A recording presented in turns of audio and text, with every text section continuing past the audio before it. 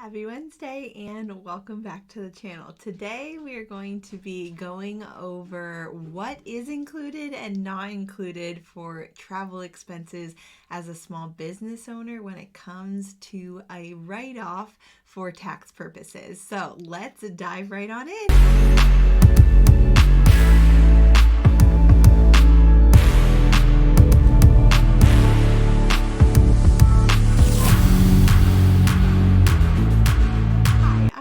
A wedding and senior photographer based in Pennsylvania, and on this channel I love to help other photographers understand and manage their taxes as a small business owner, streamline their system so that they can spend more time with family and friends, and I also love to give a little sneak peek into my life here and there. On today's episode, like I mentioned, we are going to be diving into travel expenses and how those can be used as deductions when it comes to your taxes for your business. Now, this isn't one of those most common ones that showed up in the write-off series that I did previously. And if you want to check that out, head to my channel and you can watch all of those videos on those most common categories. But this is one that is still relevant for several business owners, and so I wanted to cover it just in case that is for you. And most often for photographers, we're traveling for things like destination weddings or destination sessions, or even for conferences for educational purposes. And so anytime you are traveling away from your tax home, which is considered your main place of work for your business, if you're traveling away from there for longer than a typical work day, or somewhere that you need to sleep overnight at a place, that is considered a travel period for your business. And so any of those expenses that are incurred during that time can potentially fall under a tax write-off category and be used as deductions for your business. And so today I want to go over what expenses are included in that category and which ones are not. And that umbrella and that saying that you can kind of use to help decide if it's in or out is the one that is expenses must be ordinary and necessary to be considered a deduction for the IRS. And so you cannot use expenses that are considered lavish or extravagant or personal use for your tax write-offs, but anything else that's considered ordinary and necessary for you to do the purpose of your travel, those would be considered for deductions when it comes to your taxes at the end of the year. So let's dive into a few examples of each of those buckets. So the things that are considered as expenses that can fall under this category are things like travel. So if you have to get an airline ticket, train ticket, or even rent a car for you to be able to get to your destination, those expenses would fall under this travel category. In addition to that, if you need to pay for a taxi or need to ship anything or even pay for baggage at an airline, those expenses can also be considered in this category for deductions. Then some other things can be your lodging. So if you need to get a hotel or an Airbnb for your stay, those expenses are considered ordinary and necessary, as well as meals. If you need to eat and pay for that meal and it's not included in wherever you are going to, then those expenses would also fall under this category.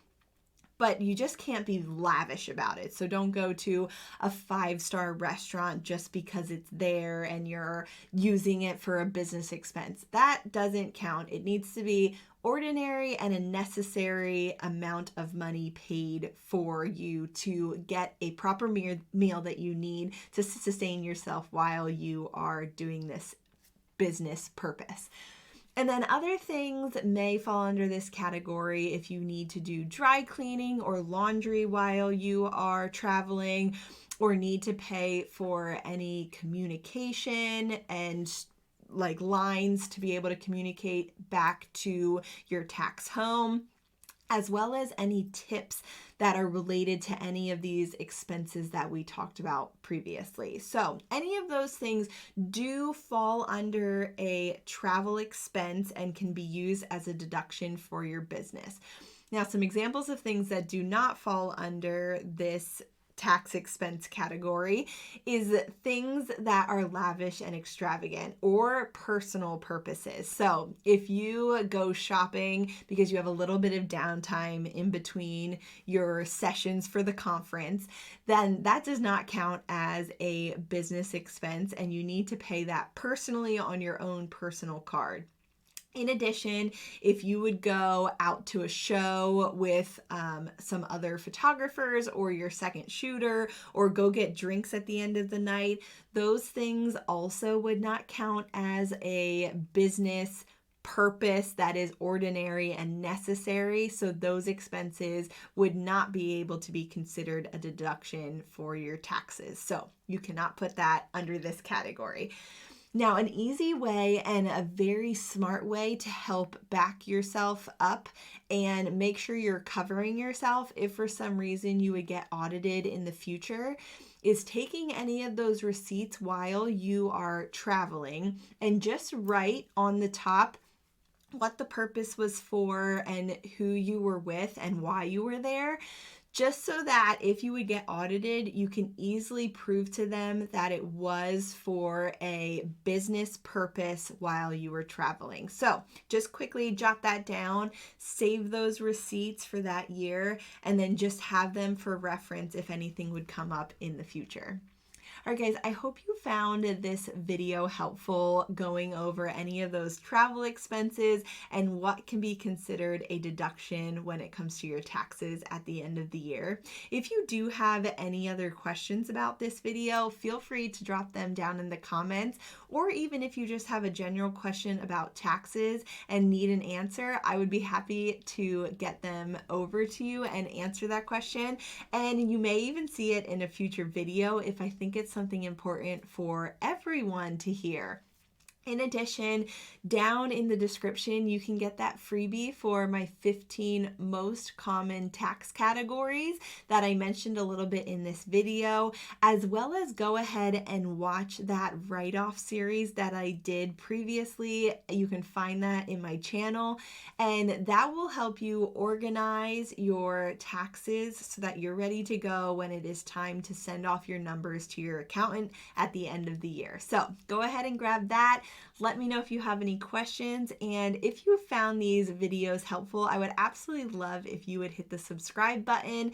That not only lets me know that these videos have been helpful for you, but it also allows you to know when a new video goes live each week. So go ahead and hit that if you'd like to. And in the meantime, before the next video comes out, go ahead and start organizing those expenses if you haven't done so already, and start checking some things off your list so that you're prepared when tax season comes around. Thanks for tuning in, and I'll see you on the next one.